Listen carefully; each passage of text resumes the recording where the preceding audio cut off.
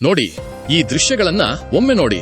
Karate king Shankar ನಾಗ್ ಅಭಿನಯದ super duper hit Sangliana ಚಿತ್ರದ ದೃಶ್ಯದ ರೀತಿಯೇ ಚಿಕ್ಕನಾಯಕನಹಳ್ಳಿಯಲ್ಲಿ ಶಾಲಾ ವಿದ್ಯಾರ್ಥಿಗಳು ಬಸ್ನಲ್ಲಿ ನೇತಾಡಿಕೊಂಡು ಹೋಗ್ತಿದ್ದಾರೆ. ಆದ್ರೆ ಚಿತ್ರದಲ್ಲಿ ಸಾಂಗ್ಲಿಯಾನ ಫುಟ್ಬೋರ್ಡ್ ಮೇಲೆ ಇಂಥವರಿಗೆ ಕೇಸ್ ಬುಕ್ ಮಾಡಿದ್ದಾರೆ. ಆದ್ರೆ ಇಲ್ಲಿ ಕ್ರಮ ಕೈಗೊಳ್ಳುವರಾರು ಎನ್ನುವುದೇ ಯಕ್ಷ ಪ್ರಶ್ನೆಯಾಗಿದೆ. ಹೌದು, ಚಿಕ್ಕನಾಯಕನಹಳ್ಳಿಯಿಂದ ಹೊರಟಿರೋ ಈ ಕೆಎಸ್ಆರ್ಟಿಸಿ ಬಸ್ನಲ್ಲಿ ವಿದ್ಯಾರ್ಥಿಗಳು ತಮ್ಮ ಜೀವನನ್ನೇ ಕೈಯಲ್ಲಿ ಹಿಡಿದುಕೊಂಡು ಪ್ರಯಾಣಿಸುತ್ತಿದ್ದಾರೆ.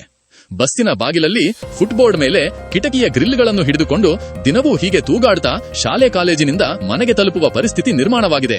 ಸಣ್ಣದೊಂದು ಆಯ ತಪ್ಪಿದರೂ ಅನಾಹುತ ಕಟ್ಟಿಟ್ಟ ಬುತ್ತಿ. ಪ್ರತಿದಿನ ಬಸ್ ಕೊರತೆಯಿಂದಾಗಿ ಈ ಎಳೆಯ ಜೀವಗಳು ಅಪಾಯದ ಅಂಚಿನಲ್ಲಿ ಸಾಗುತ್ತಿದ್ದರು.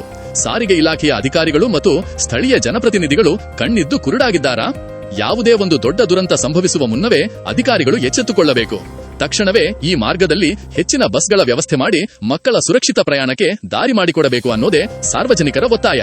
ನಿರಂತರ ಸುದ್ದಿಗಳಿಗಾಗಿ ನೋಡ್ತಾ ಇರಿ KT.